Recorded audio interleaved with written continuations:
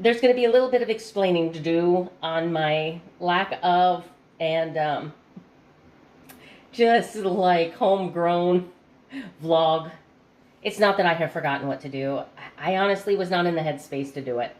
So I put together the best I can for you as far as what I've been doing this week. Just understand that the little clips of videos you're going to see in a few minutes are not everything I did, because I had some huge victories this week. And it's my first week coming back post major surgery, post just nosediving off of any sound nutrition. The whole week that I was in recovery for my nose surgery, and a couple of days leading up to the surgery, it was a free-for-all, fast food, junk food, sweets, nothing I ate was healthy. I've got an itch right here in my nose. I'm healing. And just like when you get a cut or whatever, a scrape, and it starts healing, it itches. So you see me doing this a lot. My nose is not running. The breathing is going great. Got the stitches, the splints out. There's a lot of you that watched the video that I posted last week. But, so I got to bring everything back in. Okay, so there were some very positive parts of my week, some parts that I stayed truly God-centered, God-focused. And then there were some moments where I had temper tantrums, and I compared my journey to other people's, and why doesn't it happen like that for me, and why can't I lose weight that fast, and why do I have to cut everything out of my nutrition? And when you strip away that little devil that sits on your shoulder and whispers in your ear constantly, fiery darts from the devil, right? I know why. I know why. God has given me that knowledge, right? Years of my life have given me that knowledge. So I was able to successfully, and when I say successfully, I was able to eat in a way that would not be harmful to my blood glucose. I was able to eat in a manner in which I did not overeat or overindulge. I was able to eat in a way that would positively affect my body biologically. I was able to eat in a way that when I finished eating, not only did I say thank you, God, for this food, but I walked away, even on the days that I was pouting, I walked away going, okay, I made it. One more meal, right? Or I should be saying we made it, because I'm nothing without God, right? But with Him, I have these victories that I can celebrate. And with that comes the reassurance that He will never take me through anything, that He will not equip me to find a way out or to navigate through it. And sometimes that means dying to the flesh, right? Sometimes that means we're going to be a little bit pain. There are a lot of fluffy pastors out there, and I'm not saying fluffy as in big boned. I'm saying fluffy as they want everything to be soft because they don't want to offend anyone. There is nowhere in the Bible that says God won't give you something me, flesh, can handle. What the Bible does say is He will never take you somewhere where He won't give you a way out. But that does not alleviate the consequences for where you are. Right? So what does that look like in nutrition? Had I not spent a lifetime dieting, yo-yo dieting, binge eating, overeating, shoving sugar and carbs in my face every time I got emotional instead of going to God, so now I have this metabolism. Under normal circumstances, with a normal metabolism, I could do keto for 6-9 months, get the bulk of the weight off, and then I could just probably do 100 carbs or less, which wouldn't feel like anything restrictive to me. And as long as I could refrain from sugar and grains and things like that, I could live a life eating such a variety of food. But because my actions have damaged my metabolism and my age and menopause and just some things in my life that have happened, my metabolism is damaged. Do I believe that God can heal anything? Yes, I do. But He also expects me to walk in obedience. Does obedience get me to heaven? No, it doesn't. Jesus Christ and what He did on the cross gets me to heaven. How I live my life is how I reflect that justification. It's called sanctification. So, it says in the Bible, it talks this week, I've been doing a lot of study on the Bema seat of Christ. That is where followers, that is where people who saved, baptized, they stand in judgment, and God, of course, opens up the book of life, and we're judged. And while there are many different interpretations of what actually happens while we stand at the bema seat of Christ, one thing is for sure. He is looking for fruits of the Spirit. What did you do when you were in this body, while you were on the earth with the life that I gave you? What were you doing, and why were you doing it? Were you trying to lose weight out of vanity, or were you truly trying to eat healthy because you understood that I can't use an unhealthy you, that you've got to be healthy to go out and do the things that I need you to do? Maybe he's using me strictly as an example to inspire somebody else. I don't know. God's purpose is so much bigger than my little peon self, but I believe that he can use me in some way, and therefore that is why these vlogs. But before we get started on all of that, let's just do a rundown. But before we do that, I'm going to need my notepad. All right, I am logging in loseit.com only because I have a lifetime premium membership. I realize that there are other apps out there that may be more keto friendly as far as macros, but I'm not doing that. I'm not obsessing, right? I am making notes though, and especially because I'm having some pretty serious health issues at the moment. I am logging things like blood glucose. I'm logging things like blood pressure, heart rate. And of course, now that I have my sleep apnea machine and I'm wearing that mask, it measures like how many episodes a night I'm having. And I'm glad to say those episodes this week have gone down.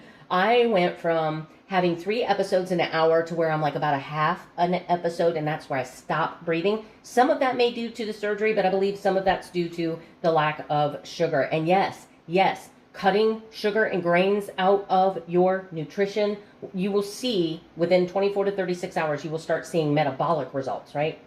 All right, so my very first day, which was last Monday, I was 239.8, which you'll see the weigh-ins here. My blood glucose, this is 13 hours fasted. In the morning was 117. I had no ketones. It literally flashed low, which means none. All right, my blood pressure was 142/84. On day 2, I dropped 2.4 pounds, 237.4, and my blood glucose after 12 hours was 148. That's how bad things have gotten, guys. When I fell off my 6 years of strict, no breaks, very little mess up keto, my typical morning blood glucose was between 85 and 90. And so to be back up to 148 is really kind of terrifying. I am quite sure if they did an HbA1c on me right now, I would be considered type 2, right? All right, ketones were at 0.2. Day 3, I don't have any notes so far. So day 3, I put down here best sleep in 8 days. That's because I had the splints out. It was the second day after the splints were out. I was able to use my CPAP machine, and it's still, the machine, the way it fits my nose kind of comes under the bridge. So it was sore. But once I fell asleep, I fell asleep. I lost an additional 1/8 of a pound, 0.8 pounds. My weigh-in was 236.8. Sleep, right? Sleep. My ketones only measured 0.1, but my urine ketones were moderate. Right? So it turned like that second or third color of pink. It wasn't the Barney purple. My blood pressure was 120/78. We get into what day are we at? 1, 2, 3, 4. So day 4, 12 hours fasted. My blood glucose was 102. Ha ha. My urine ketones were still at moderate. My blood pressure was 128/68. Woo! I did go up 0.2 pounds, but that's normal. Your weight is going to fluctuate up and down through this whole journey. 1 to 3 pounds, it's okay.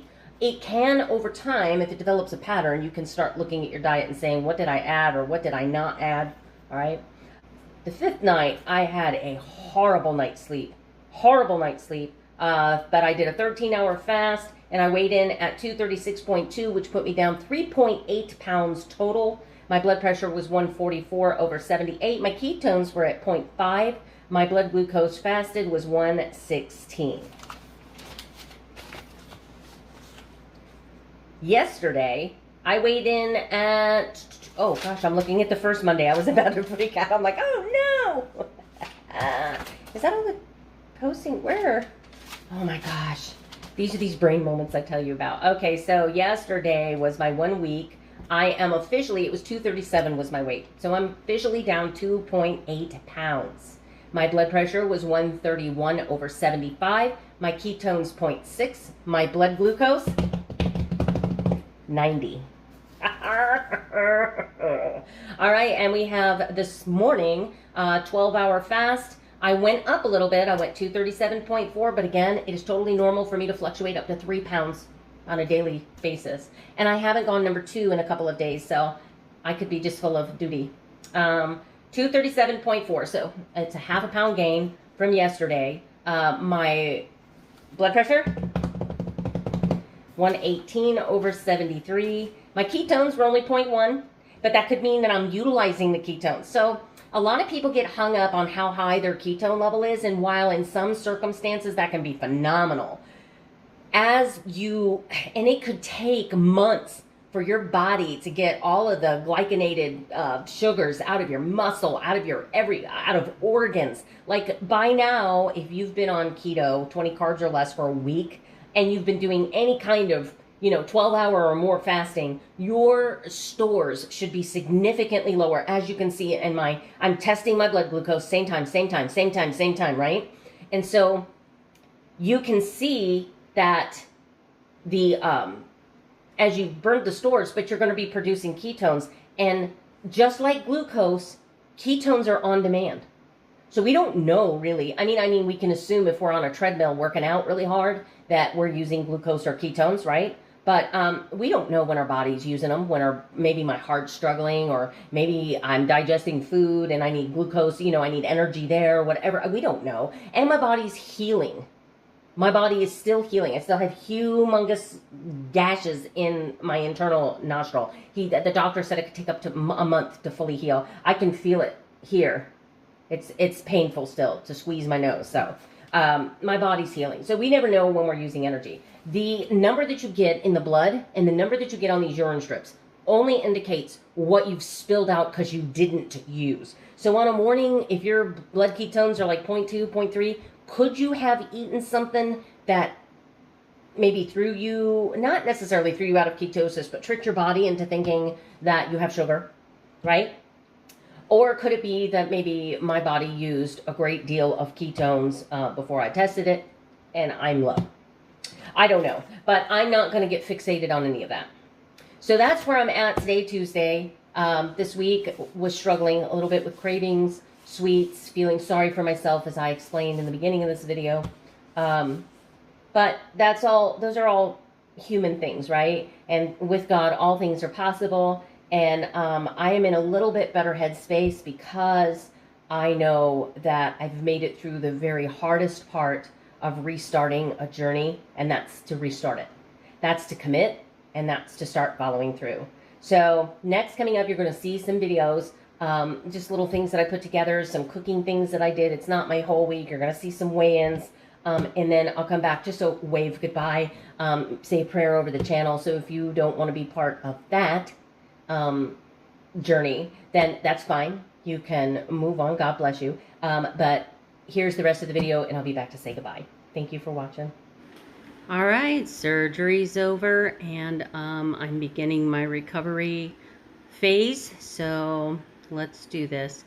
This is my weigh-in on day 1, and of course, day 2. I'm not going to weigh in every single day of this journey. I have learned better than that. We might do a video about that. All right, I'm going to be out of the house for just a while this morning. I have a doctor's appointment and making up my electrolyte water. I'll eventually put this over ice, but for now it's just mixed up in a water bottle. So I have this product here, Zero Light, by this company, Trace Nutrition, and then I have, of course, Realight. And when you compare them side by side, they both have their pros and cons, but the flavor of this, the coconut, definitely comes more alive. So you could taste more coconut flavor in this one, but also if you compare the potassium, it's got 100 extra grams of potassium. As far as sodium goes, it's got 190 grams of sodium. It's got, oh gosh, do the math, 220 extra milligrams, or however they measure that, in sodium. The only thing that they don't list that they list is calcium, but it's a very small amount. They both use stevia, but this one says, on this package says Reb A. This one just says natural flavors, and then they list, of course, silicon dioxide and beta carotene for color. So if you look at these, now Real-Lite doesn't tell you, we know that there's a calorie in here somewhere, but they don't list any calories and they don't list any carbs. Zero-Lite lists this as 5 calories and less than 1 carb. And I only drink 1 a day. That's all I need to keep from getting, pretty serious leg cramps. But anyway, that is my electrolytes.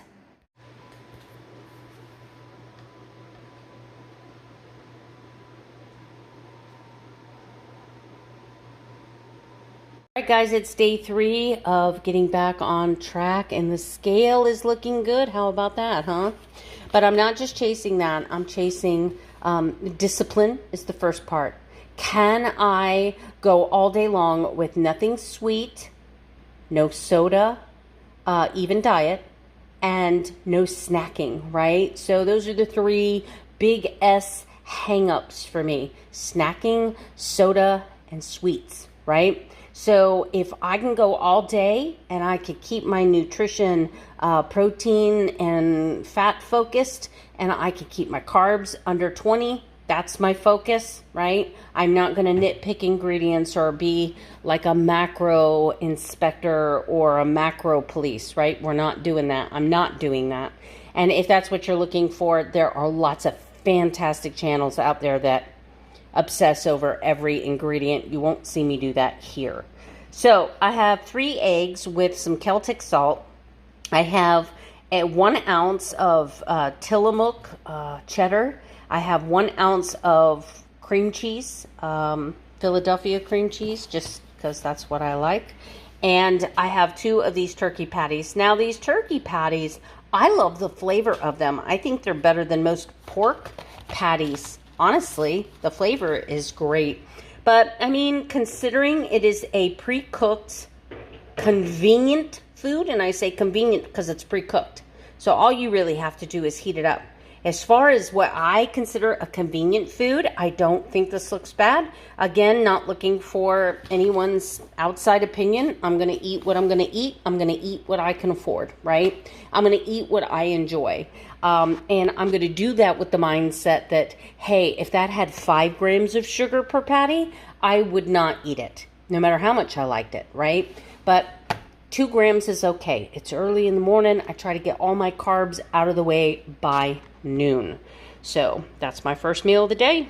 All right, guys, this is my absolute favorite kitchen tool, and it has been for about a year. I finally broke down and bought a sous vide, and this is my favorite way to do chicken. Like, I don't think I could ever go back to doing chicken any other way. And it's really interesting when you get into the science of pasteurizing. So you can have this incredible, juicy chicken breast that's not all dried out and overcooked because you were trying to reach that 165. Through pasteurization and keeping it at 140 degrees for 2 hours, you are killing everything in there. And what that leaves you with is this tender chicken with amazing flavor and juiciness. And then I finish it off on the grill. So I get my grill up to about 500 degrees, so I know I'm leaving some beautiful char marks. I'll take these out of the bag. I will pat them dry and coat a little bit of butter, garlic, maybe sprinkle some Parmesan, or I do them barbecue. I have a no sugar added barbecue sauce that I can brush on mine, and then a regular barbecue for hubby. But either way, I mean, this chicken just comes out absolutely perfect, absolutely every time. And my cooking formula is 140 degrees for 1 hour and 20 minutes minimum. That is the minimum it has to be at 140 in order to reach pasteurization so that it's then safe to eat. And then, of course, it doesn't matter if you cook it 2 or 3 hours, whatever the case may be, it's only ever going to get 140. So you're always going to get nice, juicy chicken. And this is my favorite way now to do chicken and to do pork chops. Like, I don't think I'd ever cook them any other way because you'll never get them any more juicy or perfect. Anyway, when it's all done and off the grill, I'll slice it on a cutting board and let you see just how juicy it is. Favorite meal. That'll be my last meal of the day.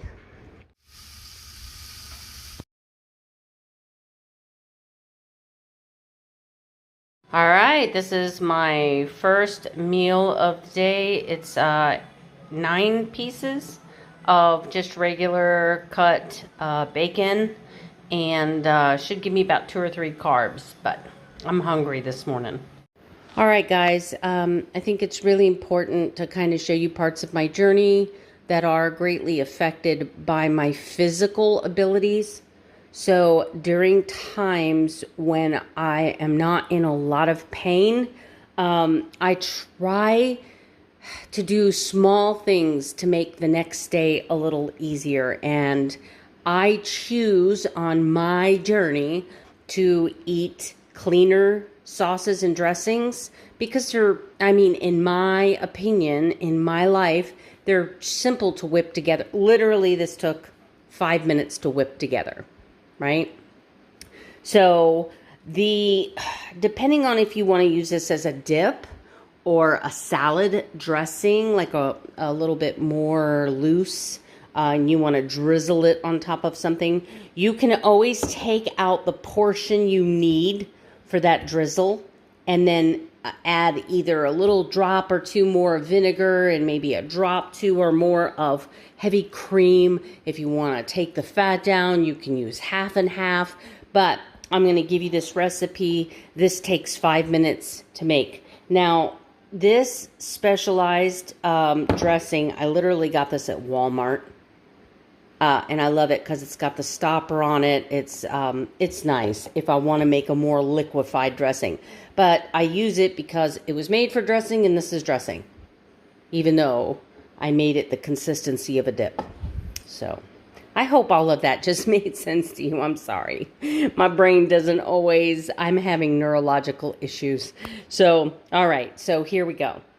You are going to put equal parts. Use the mayonnaise you want to use. I know not everybody likes avocado mayonnaise, and it's sad that I have to do a disclaimer for everything, but I know as soon as I post a recipe, somebody's going to say, well, I can't use that in my journey. If you can't have dairy in your journey, I'm sorry you can't have dairy. This won't work for you, okay? But there are, for every 1 person that can't have dairy, there are 10 that might be able to, so this is going to be helpful to somebody. Anyway, so I use equal parts, 1/3 cup of Greek yogurt. This is full fat, 5%. You can use 2% if you are on a lower fat journey. You can use sour cream if you don't want to use Greek yogurt. So you can make this, because sour cream is a lot less expensive than Greek yogurt, right? So, I mean, just use what's in your budget. Use what you can do. I chosen mayonnaise for this recipe, and even if you don't like the taste of the Chosen, this is such a clean option, and by the time you're done adding everything, I promise you're not going to taste that avocado aftertaste, unless you like have these superhuman taste buds. All right, so then we're going to add to your consistency. This is just to get it the consistency that you want. For this thickness, I have 3 tablespoons of heavy whipping cream. Just 3 tablespoons. I also, which you don't see on my counter, I also have 1 tablespoon of lemon juice. Now, you're going to want some kind of lemon juice, vinegar. You can use dill pickle juice, whatever vinegar you want. Some people use red wine vinegar. You use what you like. I'm just telling you what I use. And I use lemon juice, right? I think it's wonderful, and it's a natural preservative, so there's that. Citric acid, right? So I have 1 tablespoon of lemon in there. And as far as the seasonings, I keep it pretty simple. I have onion powder. I have garlic powder. I have parsley. I have dill. And of course, what you don't see here is black ground pepper.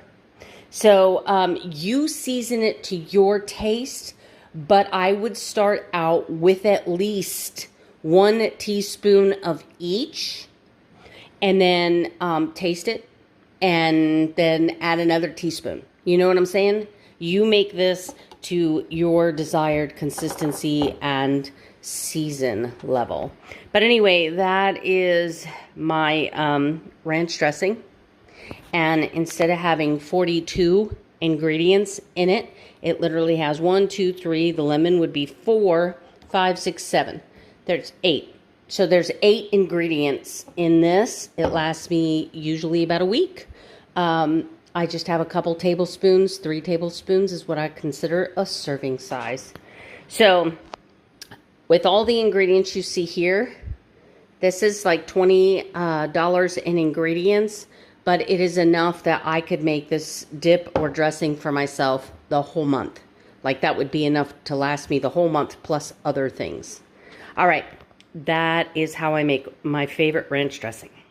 So this is Hidden Valley Ranch, and as you know, it's quite expensive, but you see all the ingredients in there. You do what works on your journey, but even this, which is a better option, is Chosen Foods, but the ingredients list for salad dressing. This is just for dressing. Your bag of zucchini and squash comes to a total of 9 carbs, but if you're doing the funny math, it's 6 carbs of net. And then I have 2 tablespoons of this cheese, which is another carb. I have probably a total of 1 carbohydrate and seasoning. This is a zesty lemon, plus I added onion and garlic. I have a pinch of Parmesan cheese and some sliced up butter. I'm going to put a lid on this in the oven at 350 for, I don't know, 30 or not even 30 minutes, 20 to 30 minutes. And it might be a soupy mess, but I'm hurting today, guys. This is the best I can do, so it's what I'm doing.